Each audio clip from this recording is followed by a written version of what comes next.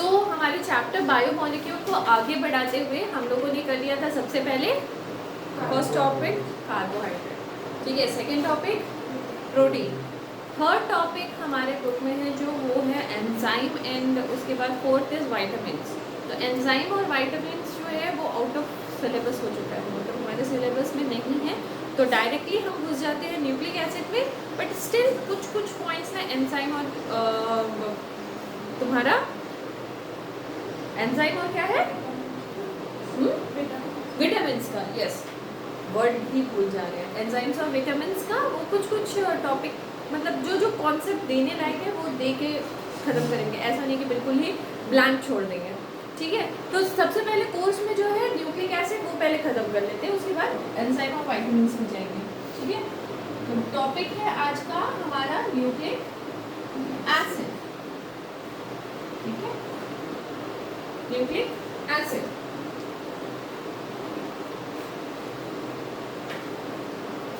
ठीक है, तो सोनल तो इस चैप्टर को पढ़ा देगी, है ना, मतलब न्यूक्लिक एसिड को पढ़ा देगी, है ना सोनल। तो न्यूक्लिक एसिड कहाँ पाया जाता है Sonal?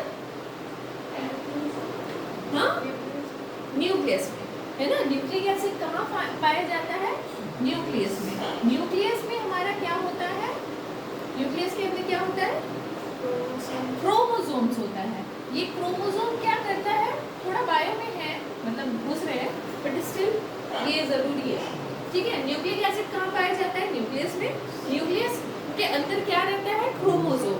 What is chromosomes?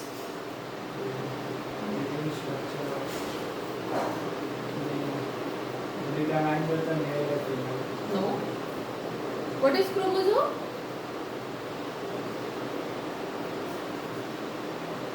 What is chromosome?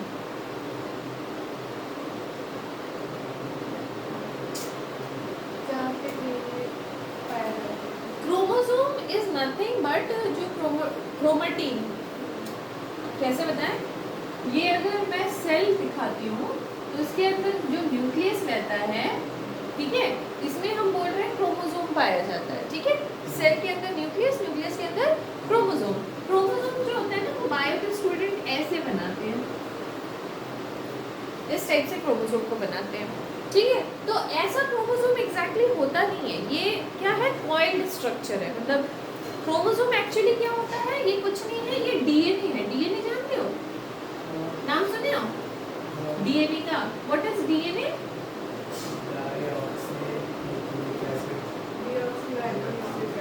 D oxy ribo nucleic acid, ठीक है। तो ये जो हमारा डीएनए ना, डीएनए इज नथिंग बट रस्सी लाइक स्ट्रक्चर, ठीक है। रस्सी देखे हो, कॉइल नारियल का रस्सी जो होता है वैसा ही स्ट्रक्चर है डीएनए। अब उस डीएनए को ना सुपर कॉइल्ड किया जा रहा है, मतलब और कॉइलिंग की जा रही है, तो ऐसा क्रोमोसोम वाला स्ट्रक्चर बन जाता है, ठीक है। अब ये डीएनए क्या कैरी करता है? ये डीएनए हेरिडिटी कैरी करता है। डीएनए क्या कैरी करता है? हेरिडिटी। ये हेरिडिटी का मतलब क्या होता है? तुम अपने पापा जैसे दिखते हो, मम्मी जैसे दिखते हो, हरकतें पापा जैसी है, मम्मी जैसी है, क्या है, इमोशंस कैसे हैं, आईज कैसे हैं, बाल कैसे हैं, एवरीथिंग इज अबाउट डीएनए। तो हेरिडिटी कैरी करता है डीएनए, राइट, ठीक है। तो क्रोमोसोम जो होता है वो किस किस चीजों से बना होता है?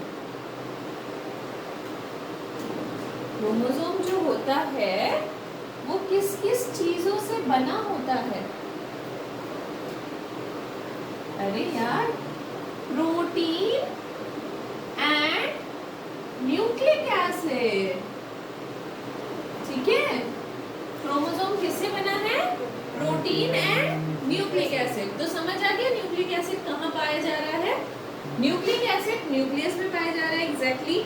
न्यूक्लियस के अंदर कहाँ पाया जा रहा है? क्रोमोसोम में। क्रोमोसोम सिर्फ न्यूक्लिक एसिड से नहीं बना है, उसके साथ साथ प्रोटीन भी लगा है। Protein already we have completed, तो हमको फाइनली न्यूक्लिक एसिड पढ़ना है। और जो क्रोमोसोम होता है उसमें हमारा डीएनए होता है जो कि हेरिडिटी कैरी करता है। यहाँ तक सबको क्लियर है क्या? ठीक है ना। न्यूक्लिक एसिड जो होता है आर बेसिकली टू टाइप, ठीक है। एक तो है डीएनए जो हमने पढ़ लिया, डीऑक्सी राइबो न्यूक्लिक एसिड। दूसरा है आरएनए, ठीक है। दूसरा है RNA. What is RNA? Ribo nucleic acid, ठीक है। इसका स्ट्रक्चर भी नहीं पढ़ना, इसके बारे में भी नहीं पढ़ना, जितना पढ़ना है उतना ही बता रहे हैं, ठीक है। केमिस्ट्री के स्टूडेंट्स को ये सब नहीं जाना। क्लियर? क्लियर यहाँ तक? ठीक है। न्यूक्लिक एसिड देखो, केमिस्ट्री के हो तो तुमको आज रटवा के भेजेंगे हम। न्यूक्लिक एसिड कहाँ पाए जाते हैं? क्रोमोसोम्स में, न्यूक्लियस में। न्यूक्लियस में कहाँ पाया जाता है? क्रोमोसोम में। क्रोमोसोम किस किस चीजों से बना हुआ है? प्रोटीन एंड न्यूक्लिक एसिड से। न्यूक्लिक एसिड क्या कैरी करता है? डीएनए और आरएनए। आरएनए क्या है? Nucleic acid. और डीएनए क्या है? Deoxy ribo nucleic acid. और ये दोनों क्या कैरी करते हैं? हमारी हेरिडिटी। यहाँ तक क्लियर है शायद, ठीक है। अब यार न्यूक्लिक एसिड है, ये जो न्यूक्लिक एसिड है ये भी तो किसी चीजों से बना होगा ना, जैसे प्रोटीन बना होता है अमीनो एसिड से, है ना। तो ये जो न्यूक्लिक एसिड है वो भी तो किसी से बना होगा, उसका भी तो कोई मोनोमर्स होगा। तो मोनोमर्स क्या होते हैं न्यूक्लिक एसिड के? जल्दी से बताओ सोनल, क्या होते हैं? क्या बोलते हैं उसको? न्यूक्लियोटाइड्स, ठीक है। तो न्यूक्लिक एसिड बना होता है monomers of nucleotide.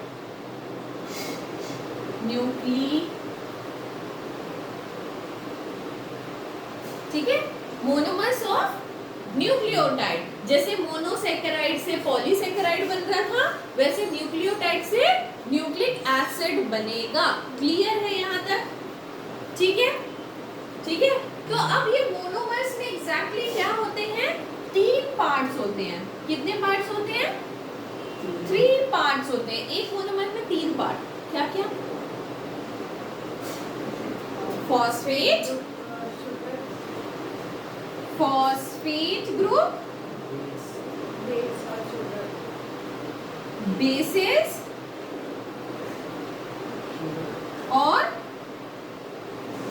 Ribose sugar. ठीक है, चलो अभी फिलहाल के लिए शुगर समझाते हैं। शुगर, ठीक है, ठीक है, डन। तो क्या क्या रहता है? Phosphate group, basis and sugar. ठीक है, कैसा शुगर रहता है? पेंटोस शुगर, ठीक है। Pentose sugar, 5 carbon sugar, pentose sugar, ठीक है। अच्छा, मैं ऐसे नहीं लिखना चाहती, मैं थोड़ा सा अच्छे से लिखना चाहती हूँ। क्यों पता है? क्योंकि वैसे जैसे स्ट्रक्चर वैसा सीक्वेंस बना देते हैं। ठीक है, सीक्वेंस में हम यहाँ पे लिख देते हैं फॉस्फेट, पेंटोस शुगर और बेसिस, राइट। कैसे याद रहेगा? क्यों याद रहेगा? बायो के स्टूडेंट को याद रहता है, बट रोशन को कैसे याद रहेगा? रोशन को याद रहेगा ब्रेड, सैंडविच। सैंडविच में मतलब क्या लगाते हैं? मलाई लगाते हैं, बीच में चीनी लगाते हैं ना, तो बीच में हमेशा चीनी होगी। ठीक है, ऊपर फॉस्फेट, नीचे बेस। क्लियर है? ठीक है, ओके।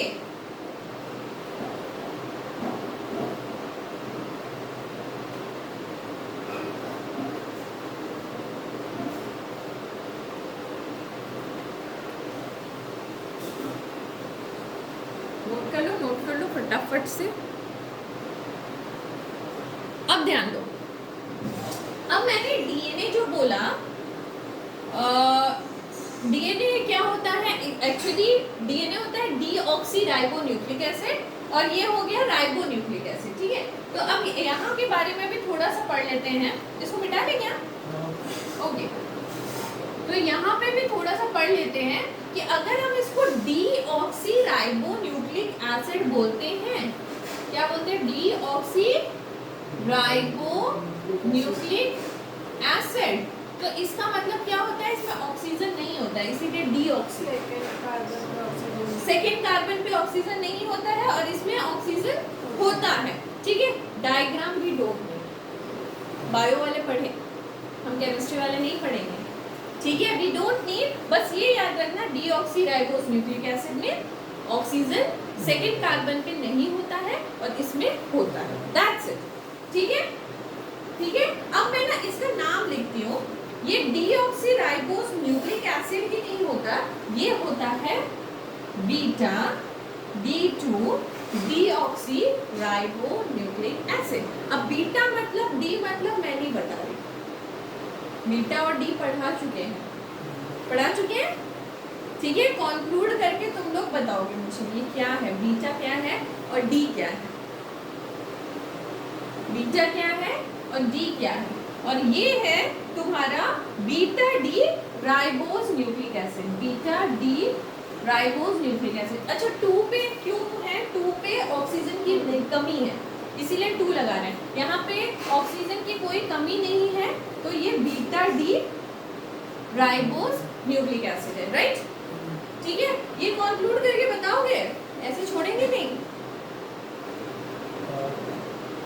ठीक है, कब बताओगे, कल? बीटा और नीचे होता है, बिल्कुल सही, बिल्कुल सही। और डी क्या था, डेक्स्ट्रो रोटेटरी। ठीक है, हो गया। ठीक है, तो बीटा D2 2 पोजीशन पे ऑक्सीजन की कमी है, यहाँ पे 2 पोजीशन पे कोई ऑक्सीजन की कमी नहीं है, इसीलिए ये राइबो न्यूक्लिक एसिड। क्लियर है? ठीक है, ओके, यहाँ तक क्लियर है। तो हमने पढ़ लिया कि फॉस्फेट ग्रुप एक होता है, 3 मेन पार्ट्स क्या क्या होते हैं न्यूक्लियोटाइड के। पहला होता है फॉस्फेट ग्रुप, तो यह फॉस्फेट तो फॉस्फेट ही है, उसके बारे में तो कुछ पढ़ना नहीं है। फॉस्फेट हमको पता है कि पी होता है, फॉस्फेट ग्रुप है। सेकेंड हमको पढ़ना था क्या, शुगर।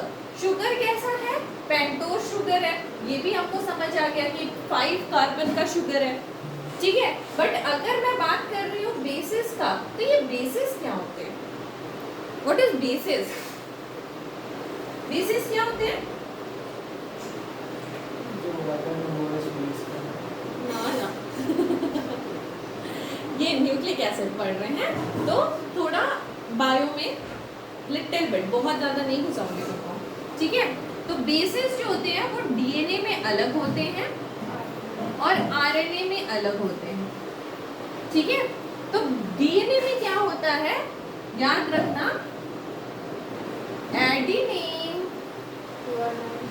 ग्वानाइन, साइटोसिन,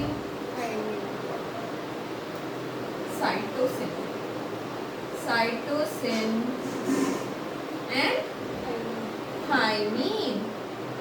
और अगर मैं आरएनए बोलूं तो थाइमीन, बाकी सब सेम होगा, ऑल आर सेम, और थाइमीन की जगह पे thymine is replaced by uracil. ठीक है, रिप्लेस्ड बाय यूरेसिल, बाकी सब सेम रहेगा। ये है, क्या है ये कहलाते हैं नाइट्रोजिनस बेसिस। क्या है ये, नाइट्रोजिनस बेसिस। चलो रटो रोशन, रट के पार हो गई है। क्या होता है डीएनए में, adenine, guanine, cytosine, thymine, adenine, guanine, cytosine, thymine. यहाँ पे adenine, guanine, cytosine and uracil. अच्छा, एक चीज और उसके बाद नोट करने देते हैं, एडेनिन ऑलवेज पेयर करता है थाइमीन से, बेस्ट फ्रेंड। ठीक है, वो इधर उधर नहीं जाएंगे, आपस में ही आराम से बैठ के बात करेंगे। और ग्वानिन हमेशा पेयर करता है साइटोसाइन के साथ। ठीक है, और तुम बोलोगे आरएनए में क्या होगा, तो यहाँ पे यूरेसिल आ जाएगा, और कोई चेंज नहीं है। ठीक है, यहाँ तक नोट करो, उसके बाद आगे की कहानी बताते हैं। चलो एक बार और रिवीजन करो, रट जाएगा, है ना। तो न्यूक्लिक एसिड कहाँ पाया जाता है, न्यूक्लियस में कहाँ पाया जाता है? क्रोमोसोम में क्या क्या होता है? प्रोटीन और न्यूक्लिक एसिड। न्यूक्लिक एसिड में क्या क्या होता है? डीएनए कैसा होता है? सेकंड पोजीशन पे ऑक्सीजन नहीं होता है, तो beta D oxy ribo nucleic acid इसमें होता है, तो लिखने की जरूरत नहीं है। तो beta D ribo nucleic acid. उसके बाद 3 पार्ट्स होते हैं किसके? न्यूक्लिक एसिड के। कौन कौन सा? Phosphate group, sugar, basis. Basis क्या है? नाइट्रोजनस बेसिस है ये। नाइट्रोजनस बेसिस में डीएनए और आरएनए डिफरेंट होते हैं। क्या क्या होता है? Adenine, guanine, cytosine, thymine. यहाँ पे एडेनिन, ग्वानिन, साइटोसाइन सेम रहेगा, क्या चेंज हो जाएगा? थाइमिन की जगह यूरासिल। एडेनिन हमेशा थाइमिन से पेयर करेगा, ग्वानिन हमेशा साइटोसाइन से पेयर करेगा। ठीक है। अब ये जो मैंने 2 डंडा 3 डंडा बनाया, तुमको पता है ये डबल बॉन्ड और ट्रिपल बॉन्ड है, बट किसका बॉन्ड है? किसका बॉन्ड है? ये हाइड्रोजन बॉन्ड। क्या है? ठीक है, क्लियर?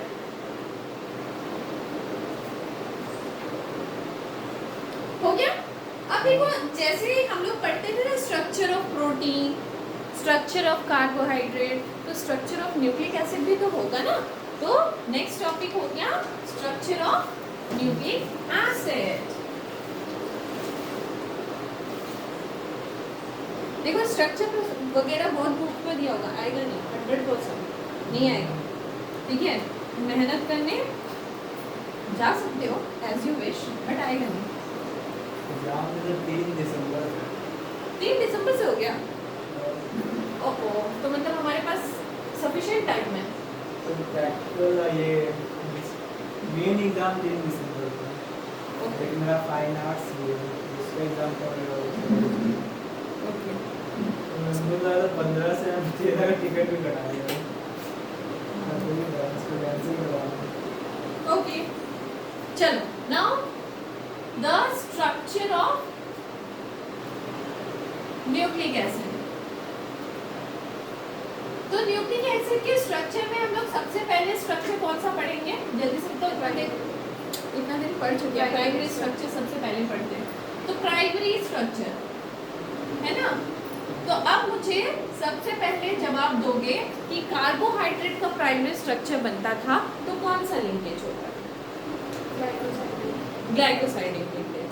पेप्टाइड, प्रोटीन का अगर प्राइमरी स्ट्रक्चर बनता था तो पेप्टाइड लिंकेज होता था। तो यहाँ पे भी कोई लिंकेज होगा, फॉस्फोडाइईस्टर लिंकेज। कैसे होगा बाबू? देखो ऐसे होता है ना, बेस, फिर बीच में शुगर, फिर क्या है? Phosphate group. ठीक है, फिर यहाँ पे क्या आ जाएगा? शुगर, ऊपर बेस, और यहाँ पे फॉस्फेट ग्रुप, है ना।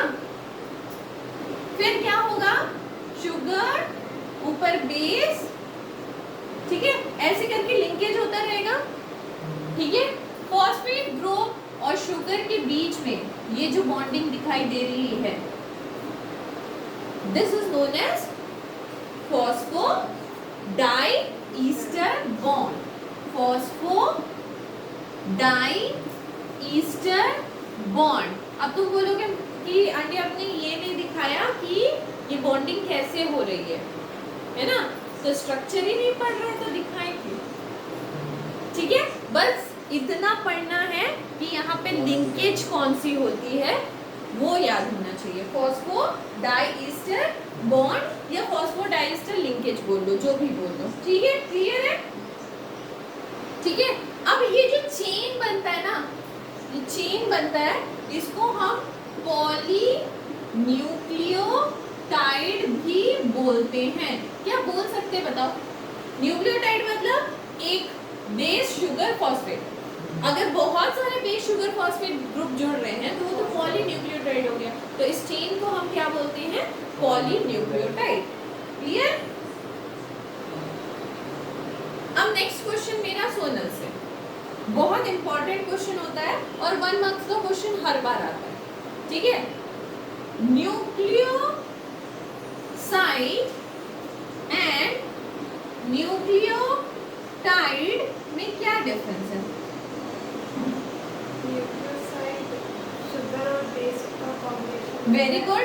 जब शुगर और बेस कंबाइन हुआ तब हम बोलेंगे न्यूक्लियोसाइड।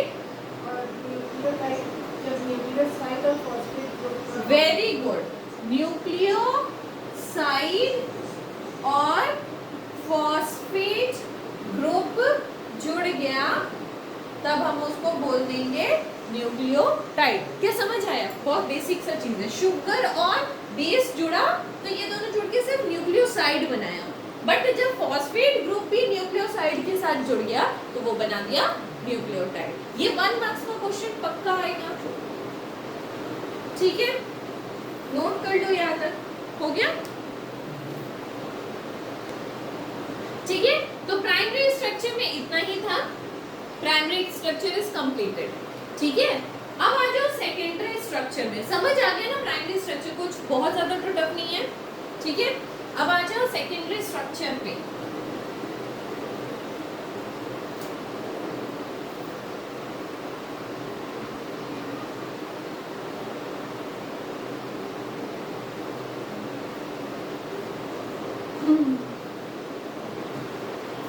तो second one is secondary structure. अब देखो, एक थ्रेड लाइक स्ट्रक्चर तो बन गया था, है ना, किससे? प्राइमरी स्ट्रक्चर से। जब थ्रेड लाइक स्ट्रक्चर आपस में कॉइलिंग होगा तो वो क्या बना देगा? Secondary structure. जैसे कि नारियल का रस्सी आपस में कॉइलिंग होता है। तो उस समय ना एक साइंटिस्ट आए थे, क्या नाम था उनका?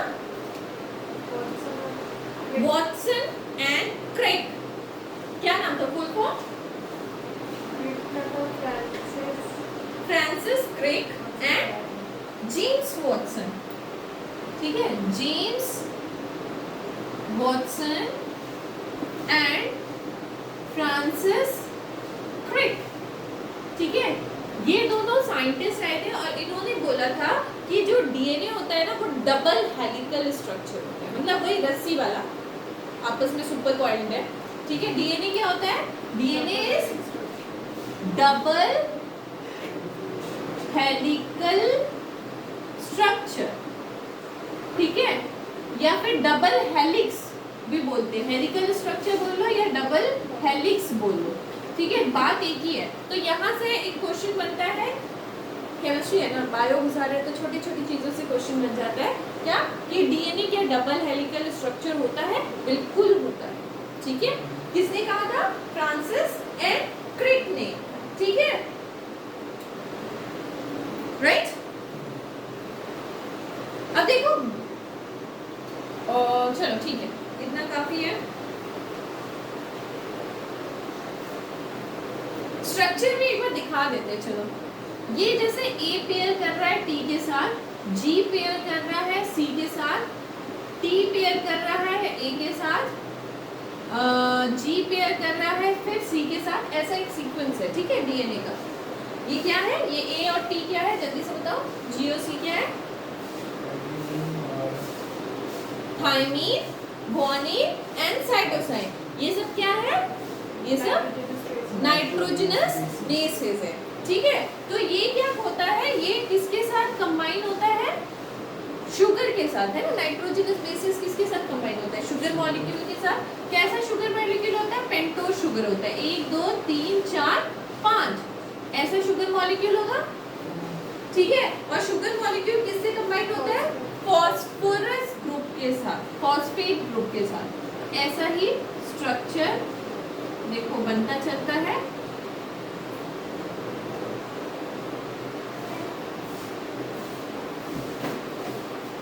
ऐसा ही स्ट्रक्चर बनता चलता है और आपस में ऐसा ही स्ट्रक्चर बनते चलता है और फॉस्फेट ग्रुप के साथ ये कंबाइन होते चलता है।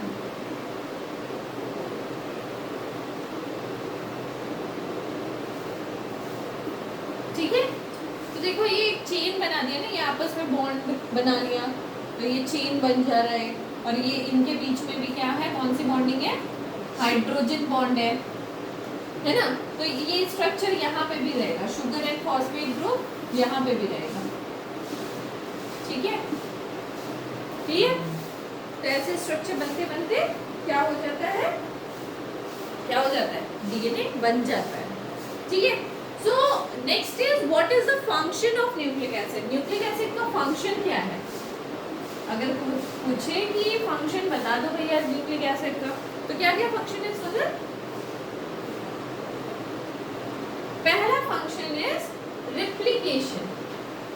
किसका रेप्लिकेशन, रेप्लिकेशन ऑफ डीएनए। देखो एक डीएनए से काम नहीं बनेगा ना बॉडी में, बॉडी में तो बहुत सारे सेल है, बहुत सारे डीएनए बनाना पड़ेगा, तो बहुत सारा डीएनए रिप्लिका, रिप्लिका मतलब क्या होता है, एकदम सिमिलर स्ट्रक्चर है ना, सेम सेम स्ट्रक्चर, तो डीएनए का रेप्लिकेशन करना। और सेकंड फंक्शन है प्रोटीन सिंथेसिस करना, क्या बनाना, प्रोटीन सिंथेसिस। तो this is the function of nucleic acid, clear है, ठीक है। Now the type of RNA, next topic is छोटा छोटा सा टॉपिक है, टाइप्स ऑफ आरएनए। आरएनए के कुछ टाइप्स होते हैं, ठीक है, क्या क्या टाइप्स होते हैं, सोनल बोलो। यस, अरे यार मैसेंजर आरएनए, इसको बोलते हैं messenger RNA. Second one is transfer RNA, transfer RNA, और third one is rRNA, ribosomal RNA, ठीक है।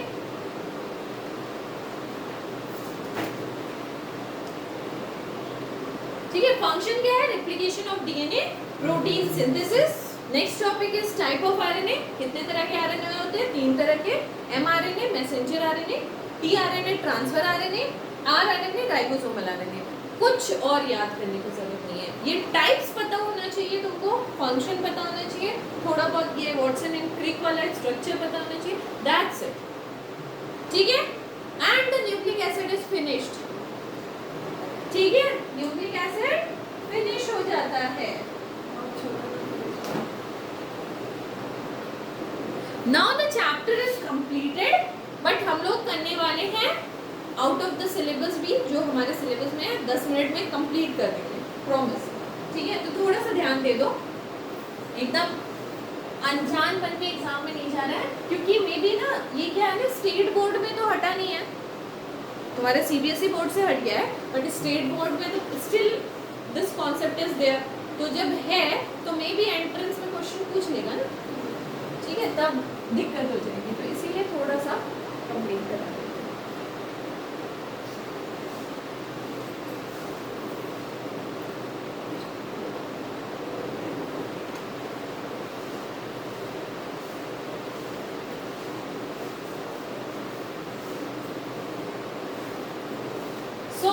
The topic is enzymes. कोई बताएगा ये क्या होता है, कहाँ होता है, कैसे होता है? बायोकैटालिस्ट। सबसे पहले ये बायोकैटालिस्ट होता है, ओके, वेरी नाइस आंसर। ये होता है बायोकैटालिस्ट। पहले ये बताओ, this is made up of, अरे यार, this is made up of proteins. पढ़ रहे हैं ना, कितने दिन से पढ़ रहे हैं Sonal? This is made up of, this is made up of proteins, ठीक है। ये समझ आया होगा, बट शायद रोशन को बायोकैटालिस्ट समझ आया कि नहीं आया? तुम सही से बोल दो, नहीं समझ आया, ठीक है। तो पहले ये समझ आया कि ये क्या होते हैं, प्रोटीन्स होते हैं, मोस्टली प्रोटीन्स। तो यहाँ पे made up of protein and they are mostly protein, मतलब ऐसा मैं बिल्कुल नहीं कहूँगी कि प्रोटीन के अलावा कोई एंजाइम नहीं होते, ऐसा नहीं है, मगर they are mostly protein, right, ठीक है। अब क्या है बायोकैटालिस्ट का मतलब क्या होता है? कैटेलिस्ट क्या करता है, केमिस्ट्री में पढ़े हो ना, कैटलिस्ट क्या करता है? रिएक्शन को स्पीड करना। रिएक्शन को स्पीड अप करता है। तो बायो कैटलिस्ट मतलब हो गया हमारे लाइफ में जो भी रिएक्शन हो रही है, हमारे बॉडी के अंदर जो भी रिएक्शन हो रही है उसको स्पीड अप करना। जैसे कि अगर एक एप्पल यहाँ पे पड़ा रहे टेबल में, तो उसको सड़ने में और खत्म होने में कितना दिन लगेगा? एकदम खत्म हो जाना चाहिए, मतलब तुम उसको खाओगे भी नहीं, उसको जो खा रहे हैं कीड़े मकोड़े खा रहे हैं, इन्वायरमेंट से जो सड़ रहा है, बट उसको टोटली खत्म होने में कितना दिन लगेगा? Can you imagine? कम से कम 1 साल से 2 साल लग जाएगा। बट खाते हो तो क्या हो जाता है? तुरंत में खत्म, और फिर दोबारा 1 घंटे के बाद भूख भी लग जाती है। वो कौन करा रहा है? बिकॉज मेरे टमी के अंदर क्या है? बायो कैटलिस्ट है, ठीक है। तो वो क्या कर रहा है? स्पीड अप कर रहा है। जो भी रिएक्शंस हो रहे हैं ना, रिएक्शन बाहर भी हो रहे हैं, पेट के अंदर भी हो रहे हैं, तो वो क्या हो रहा है कि स्पीड अप कर रहे हैं रिएक्शन को। तो वही एंजाइम है, right? Clear? Okay, next, they are highly specific.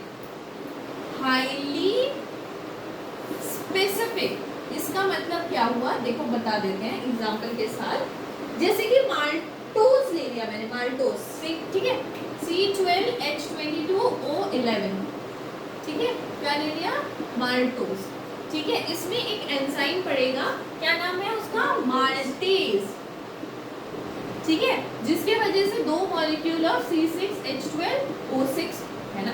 अब माल्टोज है, इट इज डाइसैकेराइड। पानी छिड़केंगे तो क्या होगा? मोनोसैकेराइड। तो पानी नहीं छिड़का, अभी क्या डाला? एंजाइम डाला। एंजाइम डाला तो 2 ग्लूकोज ही तो बनेगा ना, glucose is the simplest form, right? समझ आया? तो एंजाइम क्या कर रहा है? ये जो होने की प्रक्रिया थी उसको फास्ट कर दे रहा है। फास्ट तो कर रहा है, साथ साथ ये भी ध्यान दो कि माल्टोज में माल्टेज एंजाइम ही क्यों लगाया मैंने, कुछ और क्यों नहीं लिख दिया, ठीक है। तो दे आर हाईली स्पेसिफिक, समझ आ गया? ठीक है, okay. Speed up the reaction, ये भी लिख सकते हैं, speed up the reaction, clear? और क्या लिख सकते हैं? Active at moderate temperature, active at moderate temperature, है ना, क्योंकि मेरे बॉडी के अंदर है ना यार, तो हम लोग तो नॉर्मल टेम्परेचर में, मॉडरेट टेम्परेचर में रह रहे हैं, और अगर हम बहुत उसको ठंडा कर दे तो तभी भी एक्टिव नहीं होगा, या बहुत गर्म कर दे तो तभी भी अच्छे से एक्टिव नहीं होगा। मगर मॉडरेट कंडीशन रहे, मॉडरेट टेम्परेचर रहे तो वो हाईली एक्टिव रहता है, क्लियर है? ठीक है। कैन बी कंट्रोल्ड और even inhibited by certain organic substance, can be controlled or even inhibited by some organic substance। मतलब ये जो काम कर रहा है ना, माल्टोज को माल्टेज क्या कर रहा है? कन्वर्ट कर दे रहा है ग्लूकोज में, 2 मॉलिक्यूल ऑफ ग्लूकोज में। तो ये जो प्रक्रिया है, ये जो प्रोसेस है, इसको आप स्टॉप भी कर सकते हो। कैसे स्टॉप कर सकते हो? कुछ कुछ ऑर्गेनिक सब्सटेंस का यूज करके इस प्रोसेस को रोक सकते हो या फिर धीमा भी कर सकते हो। वो बोलते हैं ना, प्रमोटर एंड इनहिबिटर, सुनिए हो ना ये टर्म। प्रमोटर क्या करता है? रेट ऑफ रिएक्शन को प्रमोट करता है, मतलब तेज करता है, और इनहिबिटर क्या करता है? इनहिबिट कर देता है। तो कुछ कुछ ऐसे ऑर्गेनिक सब्सटेंस है जो इस प्रोसेस को रोक सकते हैं, क्लियर? ठीक है। Even small amount of enzyme can be highly efficient. Next point, even small amount of enzyme are highly efficient. तो क्या बोल रहे हैं हम? अगर हम बहुत थोड़ा सा भी अमाउंट ऑफ एंजाइम लेना तो उससे बहुत ढेर सारा काम होने वाला है हमको। जैसे हम लोग टेस्ट करते हैं ना, केमिस्ट्री का प्रैक्टिकल अगर करते हैं तो उसमें बहुत थोड़ा सा केमिकल लेके भी रिएक्शन कर सकते हैं ना, तो वैसे ही थोड़ा सा ही एंजाइम की ज़रूरत पड़ती है हमको। Large enzyme amount of enzyme की कोई ज़रूरत नहीं है, थोड़े से एंजाइम से पूरा प्रोसेस इजीली हो जाएगा। तो एंजाइम के बारे में थोड़ा सा आइडिया मिल गया, खत्म एंजाइम, क्योंकि आउट ऑफ सिलेबस है, तो इतना जानना इज सफिशिएंट।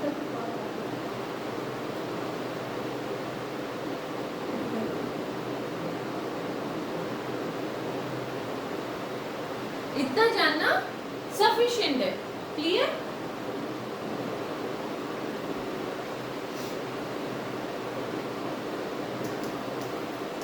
कोई दिक्कत एंजाइम समझने में? नहीं। ओके।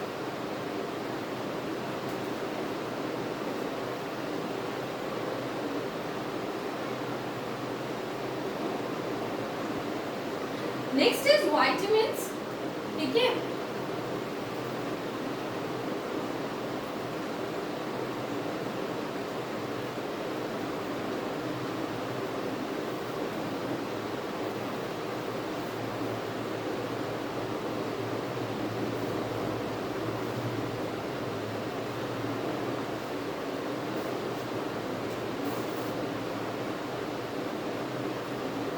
तो वाइटामिन्स क्या होते हैं?